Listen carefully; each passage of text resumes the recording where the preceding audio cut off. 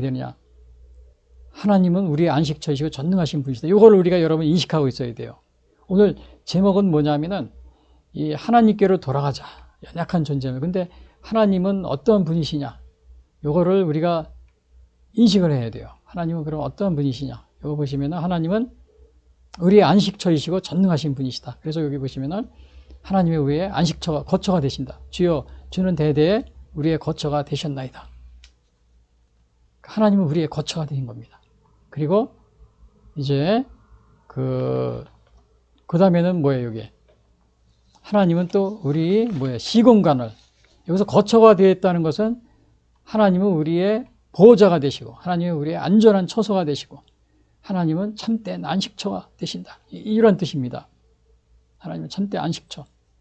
그리고 요거는 또 하나님이 전능하신 분이라고 그랬죠. 전능하신 분인데 우리 하나님은 아주 무한성을 그러한 속성을 가지시고 시공간을 초월하시는 분입니다. 그래서 여기 2절에도 그랬죠. 산이 생기기 전 땅과 세계에도 주께서 조성하기 전 그 영원부터 영원까지 주는 하나님이시라. 그러니까 이게 뭐예요? 시공간을 초월하신다. 그리고 또 주의 목전에는 천년이 지나간 어제 같으며 밤의 한순간 같을 뿐이니이다. 이것도 마찬가지죠.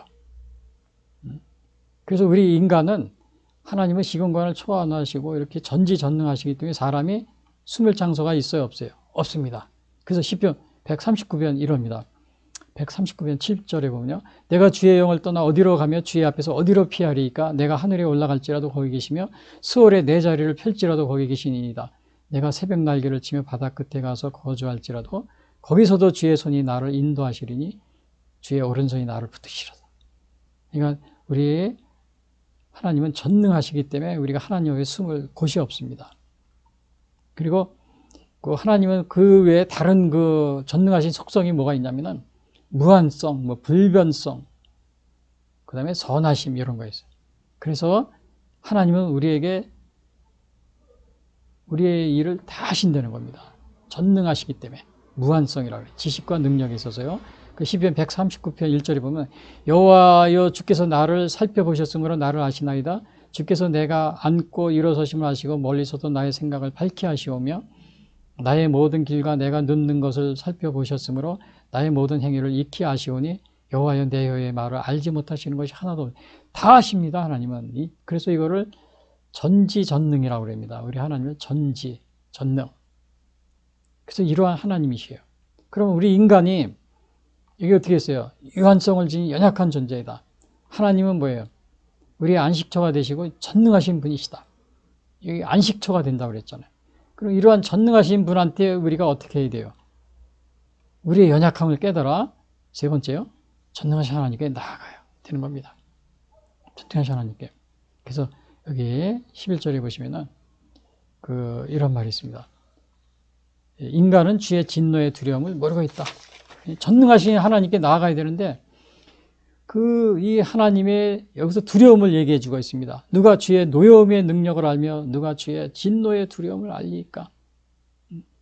이것을 사람들이 모르고 있다는 겁니다. 뭐가 하나님의 노여움이고 진노냐? 여기 마태복음 18장 9절에 이러한 말이 있습니다. 만일 네 눈이 너를 범죄하거든 떼어내버리라. 한 눈으로 영생에 들어가는 것이 두 눈을 가지고 지옥불에 던지는 것보다 나으니라. 그래 여기서 하나님의 이 진노의 노여움과 진노의 두려움 이게 뭐라 그랬어요? 우리가 눈이 범죄하면 빼어버리고 여러분 눈이 범죄하면 빼어버리는 게 이게 얼마나 이게 쉬운 일이 아닙니다. 근데 오히려 그거를 빼어버릴 정도로 하나님을 이렇게 우리가 죄악 가운데 살고 그러면은 이게 문제가 생겨 하나님의 진노를 받는다는 거예요. 그게 지옥불에 던져진다는 거예요. 우리는 어떻게 해요? 이러한 하나님의 진노의 두려움을 모르고 살고 있는 겁니다. 누가 주의 노여움의 능력을 하며 누가 주의 진노의 두려움을 알리까? 그리고 또 여기 뭐가 있어요? 마가복음 9장 48절도 그래요. 거기에서는 구더기도 죽지 않고 불도 꺼지지 아니하느니라. 사람마다 불러서 소금치도 함을 받으랴. 하나님의 진노에 우리가 이르게 되면 이러한 불도 꺼지지 않는 그러한 곳에서 우리가 고통을 받게 된다. 누가복음 16장 부자와 나사로 얘기죠. 여기도 보면은 이 부자가 이제 이렇게 평소 살다가 이렇게 죽었어요. 나사로는 거지였는데 아브라함의 품에 있고요. 그러니까 그 부자는 고통 중에 이렇게 막 부르짖는 겁니다. 누가복음 16장. 그가 음부에서 고통 중에 눈을 들어 멀리 아브라함과 그의 품에 있는 나사로를 보고 불러 이르되 아버지 아브라함이여 나를 궁일이 여기서 나사로를 보내어 그 손가락 끝에 물을 찍어 내 혀를 서늘하게 하소서 이 불꽃 가운데서 괴로워하나이다. 자, 이거는 이제 물론 죽은 후에 그러한 그 하나님의 심판을 바꿔서 이렇게 뭐라 그럽니까? 음부에서 고통 중에, 그러니까 오늘날 보면 지옥에서 이렇게 고통을 당하고 있는 이러한 하나님의 진노를 받고 있다는 사실. 여기서도 마찬가지예요.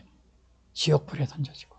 그래서 누가 죄의 노여움에 능력을 하며 누가 죄. 그러니까 인간은 죄의 진노의 두려움을 모르고 있습니다. 그럼 우리가 어떻게 해야 되느냐, 이거를. 인간의 연약함을 깨닫고 어떻게 해야 돼요? 하나님께 나아가야 되는 겁니다. 우리에게 우리날 계수함을 가르치사 지혜로운 마음을 주소서.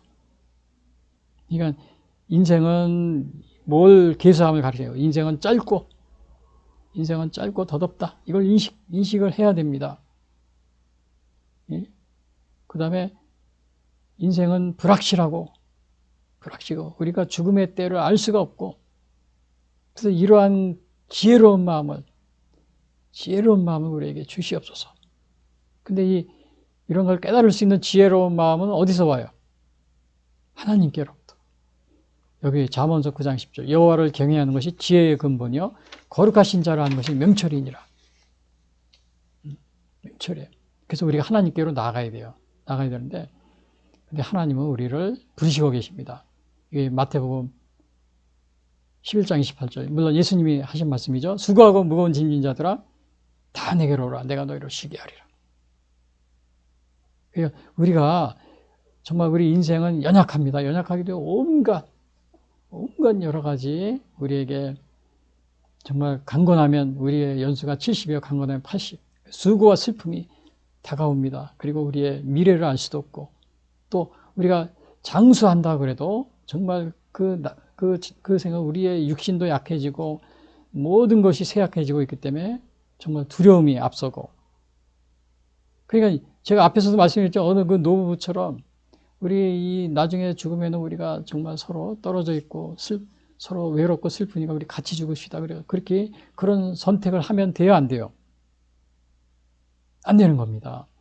여러분, 그런 고민이 있으면은 둘이 의논해가지고 그러한 극단적인 선택, 뭐 안락사란 이런 걸 하지 마시고 여기 부르십니다. 하나님은 여기서 보니까 우리 지혜로운 마음을 우리에게 알게 해달라고 그랬죠. 그 하나님을 경외의 지혜의 근본인데, 여기서 수고하고 무거운 짐진 자들아, 마태복음 11장 18, 다 내게로 오라. 여러분들이 그러한 그 고민이 있고 그럴 때는 어떻게 해야 돼요? 하나님께 이렇게, 여기 예수님은 우리를 부르십니다. 다 오라. 너희가 수고하고 무거운 짐을 가지고 있느냐? 내가 살다가 어떻게 될지 모르고 또 나이가 들어가지고 이렇게 고민도 많고 또 혼자 살아남고 그래가지고 정말 어떻게 살아야 되나, 이게 그러한 고민이 있는데, 너희들 마음대로 하지 말고 여기 지혜를 가르자. 지혜로운 마음. 하나님이 지혜의 근본이라고 했잖아요. 그래서 나한테 다 가지고 나한테 나와라. 수고하고 무거운 짐진 자들아 다 내게로 오라. 그럼 내가 쉬게 한다. 그래서 하나님께 나아가야 되는 겁니다. 근데 자기 마음대로, 그래서 하나님의 지혜라고 그랬죠. 하나님의 지혜로운 마음, 지혜의 근본이라고 해요. 하나님께 나아가지 않고 자기 마음대로 결정을 해서 그러한 일을 우리가 극단적인 선택을 하면 안 되겠죠. 그래서 우리가 하나님께 나아가면 어떤 일이 생겨요? 시편 91편 보면은, 제가 오늘 시편 90편인데 저도 여기 시편 91편을 적은 거는 제가 그 시편 90편을 읽고 그 뒤에 이제 91편을 읽다 보니까 여기 이런 말이 써 있어요. 여기 91편 2절부터 나는 여호와를 향하여 말하기를 그는 나의 피난처여 나의 요새여 내가 의뢰하는 하나님이라 하리니 이는 그가 너를 새 사냥꾼의 올무에서와 심한 전염병에서 건지실 것임이라. 그가 너를 그의 깃으로 덮으시리니 내가 그의 날개 아래에 피하리로다. 그의 진실함은 방패와 성병패가 되시나니. 자, 우리가 하나님 앞에 나아가면은 여기 인간의 연약함을 깨달아 하나님께 나아가라고 그랬죠. 이렇게 우리를 보호해 주신다는 겁니다.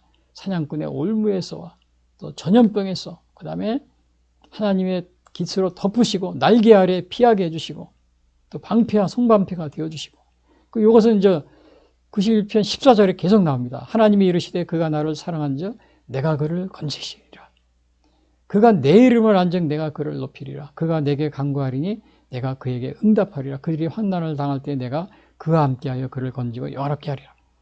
그러니까 여러분, 우리가 살아갈 때 온갖 정말 여러 가지 어려움이 많이 닥쳐옵니다. 우리는 연약하기 때문에.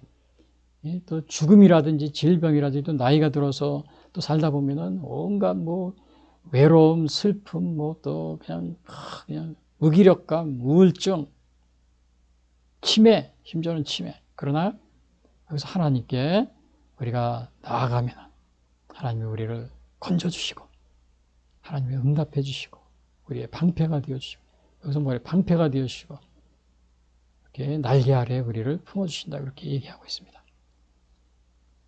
그래서 어느 목사님이 이렇게 길을 가다 보는데 이렇게 어떤 분이 노인이 이렇게 막 몇 자리를 이렇게 마련하고 있더래요. 사가지고 이거 내가 죽으면 여기 내가 묻힐 거야. 막 이제 이렇게 하면서 하고 이걸 봤대요. 요즘에도 보면은 많은 분들이 이제 이렇게 자기가 이제 죽으면 나 어디에 묻으려고 미리 몇 자리를 사놓는 경우가 많이 있잖아요. 근데 목사님이 그걸 본 거예요. 그걸 보더니 그 노인분을 보고 그 어르신 그 몇 자리를 보고 계시군요. 그래서 이제 돌아가시면은 묻히실 몇 자리를 구해 놓으셨는데, 예, 참 잘하신 것 같습니다. 그런데 제가 하나 좀 여쭤볼 말이 있는데, 혹시 목사님은 어르신은 죽으면은 묻힐 몇 자리는 준비했지만 영원히 쉴 곳, 우리의 영혼이 있잖아요. 우리 영혼이 쉴 곳도 마련했습니까? 이렇게 이제 물어봤습니다. 그러니까 이제 저 노인분이 대답을 못하고 가만히 서 있다고 그럽니다. 그렇습니다. 우리 육신의 몇 자리는 다 보완합니다. 제가 아는 분만 많은 사람들이 미리미리 자기 몇 자리. 그러나 여러분 그 몇 자리 우리는 죽은 몸이 거기 가서 묻히게 되는 거죠. 그러나 더 중요한 게 뭡니까? 우리 영혼이 쉴 곳. 여러분 그것은 마련해 놨습니까? 여러분들은 그것을. 그래서 우리도 이 과거에 보면은 그 유명한 사람들이 많이 있어요. 그냥 정보왕들이 시저, 로마에, 그 다음에 한니발, 알렉산더 대왕, 징기스칸, 나폴레옹, 히틀러, 유명한 사람들이 많이 있지만은, 글쎄 저는 모르겠어요. 그분들이 다 영혼에 그 이름을 날리고 그랬지만, 다 정말, 여기 강건하면 70이요, 70이요, 강건하면 80. 다 세상을 이 땅에서 사라진 겁니다. 풀과 같이 사라진 겁니다. 근데 그 사람들은 많은 정복 전쟁을 하고 그래서 지금도 이름을 날리고 있지만은 과연 그 영혼을 위한 그런 준비를 하였을 것인가? 그것에 여러분들 우리가 그런 면에서 보면 그게 부러워할 것이 없는 것 같습니다. 지금도 보면 우리 4월 얼마 있으면 국회의원 선거이기 때문에 우리가 이제 지금 요즘에 보면 뉴스에 그냥 국회의원 되는 그런 얘기만 합니다. 또 선거 관한 거요. 그래서 이제 조금 있으면 대통령 선거하고 그러겠죠. 그래서 우리 사회 보면은 대통령, 국회의원, 대법관, 판사, 검사, 사업가, 성공한 사업가, 군인, 이제 이렇게 이제 그런 분들이 되게 이렇게 자랑하고 그러잖아요. 근데 여러분 그거 자랑하지 마세요. 여기 노인처럼 자기 몇 자리는 열심히 묻힐 자리는 봐놓으면서 자기 영원히 쉴 곳, 그거는 마련하지 못한 그런 사람이 되어서는 안 됩니다. 그런 사람이 되어서는 안 됩니다. 그래서 여기 마지막에 뭐예요? 인간이 연약한 존재임을 깨닫고 하나님께 나아가기보다 하나님께 불평하거나 하나님의 존재를 부인하며 살고 있지는 않은가? 하나님의 우리가 연약한 존재임을 깨닫고,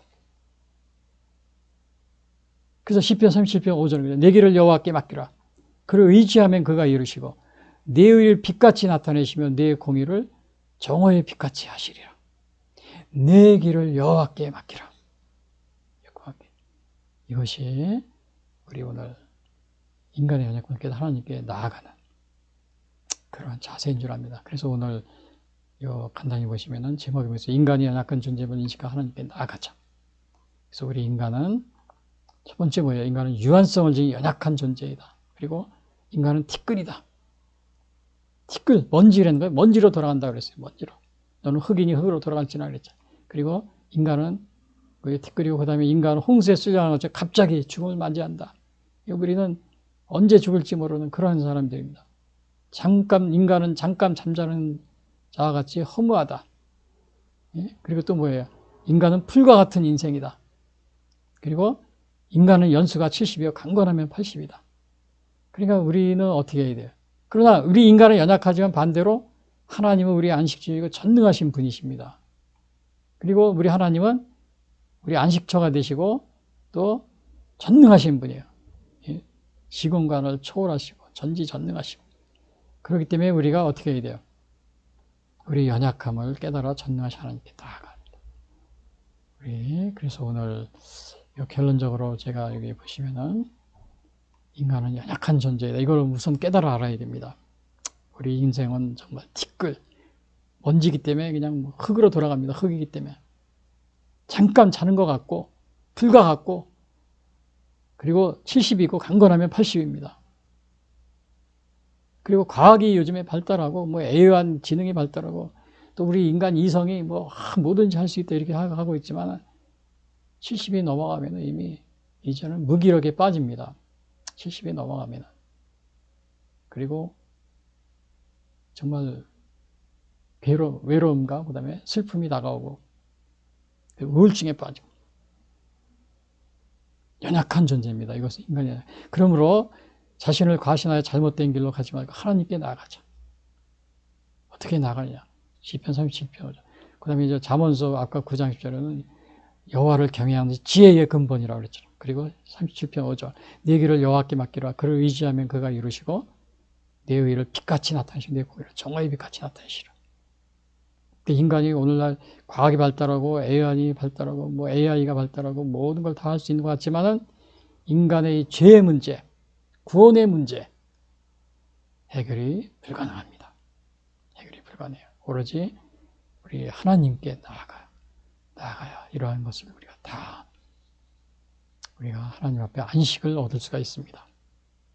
우리는 우리의 몇 자리를 미리미리 봐두고 그걸 미리 사두고 그런 사람 많이 있어요. 그러나 정말 우리의 영혼이 안식할 수 있는 그런 것을 준비하지 못하는 그런 사람이 우리 주위에도 너무나도 많이 있습니다.